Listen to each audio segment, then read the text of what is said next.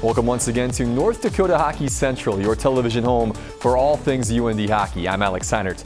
Coming up, we'll recap an impressive weekend in Denver with Brad Berry and Mike, the fifth-year head coach, up for a recent practice session before looking ahead to the final home series for UND before Christmas. First, though, it's time for an all-new installment of North Dakota Hockey's web series, Through These Doors.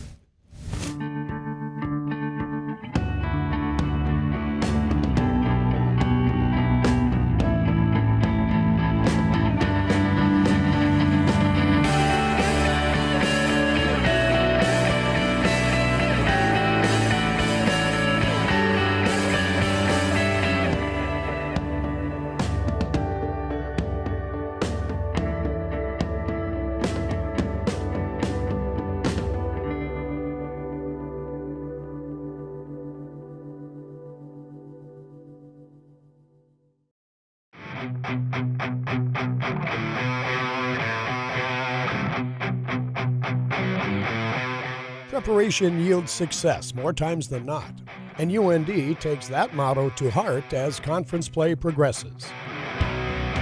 A business mindset begins to take shape, especially before a tough road series against rival Denver.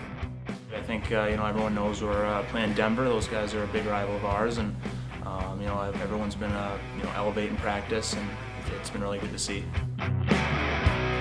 Video analysis is an important method UND employs to ensure quality performance and optimal matchups. We go out there today, we're going to work on some concepts today. Let's make sure that we're sharp. We're not going that long. Let's make sure that we're sharp today. We'll have a ton of team meetings, so you always have that side of it, but I think to break it down further, a lot of the guys like to watch their face-offs, watch themselves, how can they get better, where were their mistakes, and just overall, I think you can always be improving, and that's what the guys are trying to do, and that's our role, is to help them become better in any way they can, and if they get better, that's just going to help the team that much more. Normally, we'll be getting ready for the game. I'm mic'd up to the bench. I have a wire or a microphone in my ear, speaker in my ear to Carl on the bench, and so we'll make sure that that's obviously working, ready to go for anything that might come up, any questions. I'm always looking at line changes for the other team. We're also charting, I'm charting some face-off stuff for our guys. I'll have a chart up here, and we're going to look at draws, chart our guys just so that coaches have an idea on who's matching up well against who, and Bryn's going to be charting some D play and puck touches. So there's things going on besides just watching the lines, but I think our main focus is the video side and making sure that we're eyes in the sky, we're helping the team. The players see the video team as being key to their development on the ice. Everyone loves statistics these days, and I think that statistics are great, but at the end of the day, video is a huge tool, and being able to kind of see what the coaches are seeing. And Almer's been unbelievable with me in the face-off circle. We watch clips every week, and he has a pre-scout of what we're going to see in the face-off circle. Everyone here at UND does an unbelievable job with the video. You obviously can watch video on yourself and on our team and how you can get better, but one of the things that I'll do with our centermen for the weekend is go through. We have a Denver game from a week ago, and I can watch their centermen. So I'll usually take the time to go through, watch their guys, see what they're doing on each side of the ice and in each zone of the ice, see if there's something I can pick up on that can help our guys. Now I'll move on to number 9 here, McClellan. Right now I already know he's got their best percentage, so I'll be watching him a little bit extra, and he takes a lot more draws. So with that information now I can just take it and watch and look for anything that I see that can help, like I said, help our guys going into the weekend. He's unbelievable on the ice. Such a good guy, and again, he's been around the game so long. He sees things that I don't even think of. So our relationship is awesome, and again, having him on the ice with me, and he's always helping me with my game after practice, before practice, in the video room, and having a guy you can kind of lean on like that is really huge.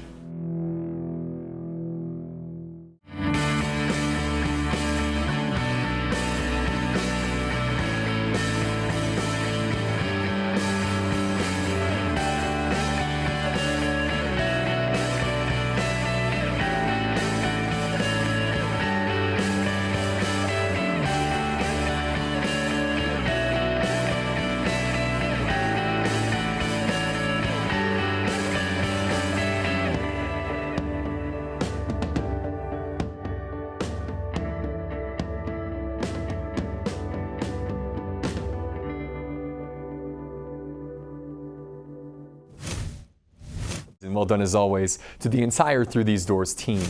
Time for us to step away for a moment, but when North Dakota Hockey Central returns, we'll look back on a history-making weekend in the Mile High City with head coach Brad Berry.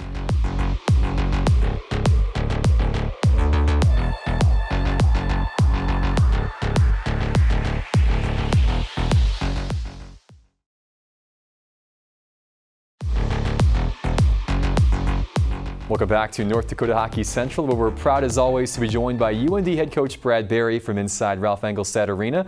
Brad, thanks for the time today. Absolutely, Alex. We've got a lot to talk about after an eventful weekend in the Rockies, but before we discuss the series against Denver, let's talk about the trip itself. Normally you'd leave on a Wednesday on these Colorado excursions to give the guys an extra day to acclimate to the altitude, etc. But you stayed home an extra day this time and didn't depart until Thursday. Why the change in the itinerary? Yeah, I think for a number of reasons. We always try to go a day early to, they call it, to acclimate to the elevation. We've been out there many years doing that, and I think it's good to change. One of the things that we talk about as a staff and as a team is, having some extra time on your own, but there's a balance there. And what we find is going on Wednesday, it gives you an extra whole day, and we do practice on that Thursday. But sitting around the hotel room and just hanging out, I think we'd rather have really good sharp practices at home and then get out there a day before and then get after it. So we changed it up, and I thought it was pretty beneficial. Yeah, the change paid off, certainly. On the ice, you took on second-ranked Denver, a team that has had a way of pulling out close games against UND in recent seasons. In Game 1, though, you got the better of them in a one-goal contest. What stood out to you in your team's performance on Friday? Yeah, I think the start of the game, we started the right way. We started on time. We were a tough team to play against. I thought our discipline was very good on Friday night, staying out of the penalty box on a limited amount of time, and obviously all four lines on 6D contributing. Adam Shield was outstanding the whole weekend, but he was sharp, especially on Friday, to get us going to lead into that weekend. So I believe preparation was a big key, but also starting on time. Colton Pullman's 3-on-3 overtime goal gave you the extra points. Even though it goes down as a tie for pairwise purposes, how much did winning that game lift your team heading into Saturday? Yeah, there was a number of things that went into the win there. Obviously it's a tie in the national pairwise rankings, but for us it's the additional point in our standings and in conference play. But even more so, I think it's a moral victory, knowing that you can go on the road and win a game, which leads into the Saturday night game. But I think it was just, there's jubilation on the bench just because, you won an overtime game. And then when you really think about it, when you're playing in postseason, you make the national tournament and games are sudden death overtime, you want to be on the good end of winning games in overtime and get that feeling that you can do that. So I think there's a lot of different things that went into winning that game. Now, if fans didn't watch Saturday's game, they might look at the 4-1 final score and assume it was an easy win. But despite going up 2-0 early, your team had to fight through a lot of adversity in that contest. Yeah, that would be an understatement about fighting through adversity. There was a lot of things that went on in that game, and our guys were pretty even keel. They didn't go over the edge. They remained focused and detailed in what we had to do, and what we had to do was kill a lot of penalties. And not just 5-on-4, but 5-on-3, and I thought they did an absolute unbelievable job on doing that. Adam Shield made some huge saves at key times, but guys were giving up their bodies and blocking shots, and they were doing whatever it takes to try to preserve a win, and that was a big part of it. There were some guys that didn't get into the game as much just because there was a lot of specialty teams killing penalties. But I thought our guys, once we got back to 5-on-5, they did a good job of gaining momentum again in that game. Yeah, certainly. You mentioned the penalty kill. They were a perfect 10 for 10 on the weekend, including 6 for 6 in Game 2. Despite those two majors and all that time with a two-man disadvantage, how did you keep Denver at bay during those long stretches with players in the box? Yeah, well, I think it's everybody knowing what they had to do on the penalty kill and keeping shifts short. You know, obviously you're winding down in the game in the second half of the game when we had a lot of those penalties, and you couldn't get extended out on the ice to get tired, and that's where you really break down if you get long shifts. So we really kept our shift shorts, got fresh guys out there, and again, like I said, our guys did a good job of keeping them to the outside and also blocking shots. And again, that was we gained momentum. Anytime you can kill a 5-on-3, especially a full 5-on-3 or a 5-minute major, it gives your team momentum, and we had to do that a bunch of times on Saturday. You've brought up Adam Scheel a couple of times in this conversation. He was one of your best penalty killers and one of your best players against Denver this weekend. He goes for 57 saves and just 2 goals allowed. He was pegged as the league's goalie of the week and the NCAA's second star for his efforts. What's allowed him to be so dialed in right now? Just his confidence, composure, knowing that he's got the net right now, and knowing that each and every game presents itself another opportunity to get better. And he's done a really good job there of focusing and preparing the week ahead to give him a chance for success. The other thing is Carl Gehring. Carl Gehring has done an unbelievable job, not only with Adam, but the rest of our goaltending group, as far as working with them before practice, during practice, after practice, with video. Just making them all sharp as a group. The game-winning goal on Saturday was scored by Josh Rieger, who was a last-minute addition to the lineup. Everyone has heard the story by now of Josh eating a pound of chicken wings at the Cherry Cricket, then racing to the rink for warm-ups after getting the news that he was playing. Brad, your thoughts about all that? Yeah, well, I think the story obviously got some traction, and it even makes it a better story that he comes in and scores a goal, and it turns out to be the game winner. So, there's a lot of great storylines in it. But I think the main thing goes into being Josh Rieger. He's a young man that's come into our group here that's accepted a role that every time he gets an opportunity, he takes advantage of it, and there's no better example than on Saturday night when he came in and scored a big goal for us. And it goes to the true testament that he is team first. So like all of our players in our locker room, they're team first, that whatever they are given, they'll make sure that they maximize what they have to do. And really proud of Josh Rieger for coming in and doing that. You continue NCHC play at home against St. Cloud State. The Huskies, of course, 2-time defending Penrose Cup champs, but even though they've lost a lot of NHL talent from those teams and have been struggling at times this season, this is still a formidable opponent for you. Yeah, they are. They have a lot of team speed. They're a team that can get up and make plays, and it's one of those things that we have to keep doing what we do. And the beauty of our team is we pre-scout the opposition, and we give them respect on what they do on a day-to-day basis. But I think the change in our philosophy is concentrating on what we have to do and making sure that we execute on what we have to do game in and game out. I think there's a confidence and a swagger in our group, knowing that, if we perform to the best of our abilities, we'll have a pretty good chance of winning. And if we don't come to that level, then we won't. So, it's one of those things that we got to concentrate on what we do on a daily basis. These games against St. Cloud double as your last home series of the first half. Knowing you've got 4 difficult road games on the horizon, how big is this weekend for your team? Yeah, it is a big weekend, and we talked about it right away on Monday morning when we got together for our work day on Monday about knowing that we have 6 games remaining in the first half of the season, our last 2 being at home here right now, and we don't play in the Ralph until the beginning of January again. So again, we want to continue momentum of what we've done in the first half at home, but also knowing that we're going to have to go on the road here, and that's one thing that we want to do is make sure that our home record correlates with our road record, and it doesn't matter where we play. We want to make sure that we bring our A game. Yeah, another good opportunity this weekend. Looking forward to it. Thanks again for the time, Brad. Best of luck against the Huskies. Thanks, Alex. We'll have more with Brad coming up after the break, including a long listen to the head coach during practice. That's coming up next.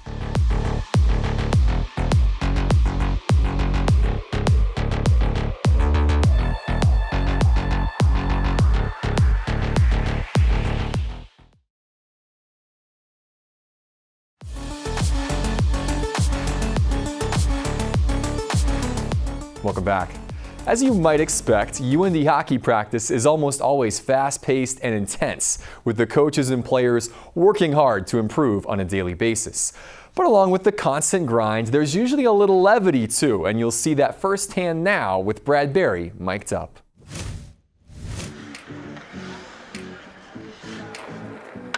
Sheila, how you finding the mornings coming out here with before practice? Good, I like it. Yeah, it's not that long and it keeps you sharp. Yeah, it's nice to get into it a little more. I notice you're always good with the puck, but I notice here, especially working on it every single day, little different things that become sharper in games for you too, you know? Yeah, it's really good. Have you guys scored one yet? Come on. Smitty, how are we doing today? You guys all focused for the weekend here? Dialed in? Yeah, ready to go. Good, had a couple good practices already here. Hey Jax, you ready to go? You guys want a little backhand club? Little backhand club? Oh yeah, here we go. Nice. You haven't missed one? Oh yeah. Boy, I'm coming hard, boy. Oh, that's heavy. That's heavy. JBD, better be ready. Nice. I'm telling you, 100%. I don't think I missed one yet, Jax. Oh, that's my bad. That's my bad. That's my bad. Hold up. Hey, that's good. Kyle, you're in a good spot right there. Just by you going strong side, it makes him flip it over out of the zone. Good strong side there. Hey, good. Good. Let's do the ice. Do the ice. What do you think of the first half? Good. I thought it was good pace, good tempo. Hey, I really like that D-zone coverage. Our guys are making plays through it, though. I think that's really good. You know what I mean? Like, we get mad at our guys for not defending it, but man, we got sauce and pucks over the. They're making plays, right? He's going to get it, and now we got to play D-zone coverage and try to squash the cycle right away, okay? Try and make sure that they don't have any time and space, and we squash it with support here, okay? Good play, Pest. Hey, I like that little bump there. You did that in the game on the 6-on-5, really good. Pre-puck awareness there, attaboy. Battle it out, battle it out, attaboy, curse. Attaboy, curse. Hey, good play. Only a couple of us in the world can make that play. You and I. Wow. Head up, head up, head up, head up, head up. Oh, Yonner, almost got you. Yep. Hey, no frustration. One thing is, got to watch and see if there's a middleman, then you might have to get under. If there's no middleman, then you can have that active stick across. You know what I mean? Don't get frustrated.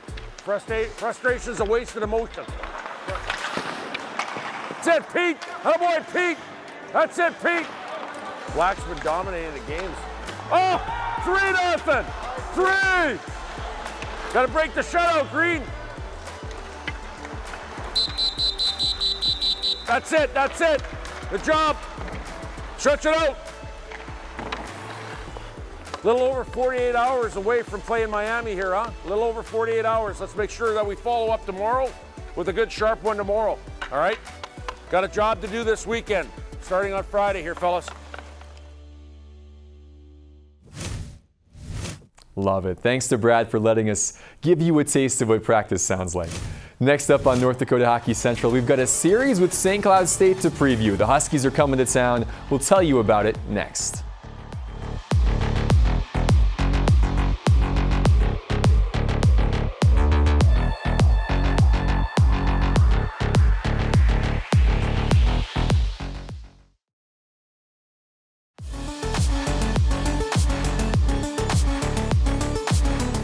Let's take a look at the national college hockey scene, starting with this week's USCHO.com poll. Minnesota State was off this past weekend, but remains number one for the second week in a row. They've got the edge for now over an unbeaten and untied Cornell team and Notre Dame, who only managed the split at number 15 Wisconsin, but moved up a spot. The other head scratcher is the placement of North Dakota, who moves up 4 places to 5th after their series win at Denver, 1 spot below those same Pioneers, despite having a better record and the superior head-to-head mark. UND and DU are 2 of 5 NCHC teams that are ranked, but it's one of the unranked squads who took the most points from this past weekend. Colorado College swept St. Cloud State in the National Hockey Center to put them level with Duluth for 3rd place in the table. Meanwhile, North Dakota remains at the top as the lone unbeaten through 4 conference games, having taken 11 of a possible 12 points. This weekend is another interesting one in the early days of NCHC play, with Denver remaining at home to take on Western Michigan in the conference's only top 20 matchup. Omaha and Miami are both coming off splits against Western and UMD respectively, while CC will try to maintain a 3-game unbeaten run with a tough road trip to Amsoil Arena. As for UND and St. Cloud State, it's a rivalry that's become heated in recent seasons. North Dakota ended the Huskies campaign in 2017. St. Cloud returned the favor a year later. But while some of the main protagonists from those teams have moved on, the importance of this series has not. You know, it was a huge weekend for us. You know, we battled in OT last night, and then tonight we came out firing strong, and you know, guys really stepped up today. You know, Red got his first goal, and we were really battling. You know, we took a lot of penalties, but PK really battled up and did a lot for us. You know, killing, and it was great. You know, it's a huge weekend for us. You know, coming in, Denver's pretty highly ranked and highly touted, and so we knew it was going to be a battle, and it was kind of a statement to the nation for us. We're here, and we're here for good. Number 5, North Dakota against St. Cloud State. UND will try to extend a 7-game unbeaten streak and a 9-game home winning run that dates back to last year against the Huskies team that's had success in Grand Forks in recent seasons. If you can't make it to the REA in person, catch all the action live here on MidcoSN with Game 1 Friday at 7:30 p.m. and Game 2 Saturday at 7. That'll do it for our time on this week's North Dakota Hockey Central. On behalf of everybody here at MidcoSN, I'm Alex Heinert. Thanks for watching. I'll see you at the Ralph.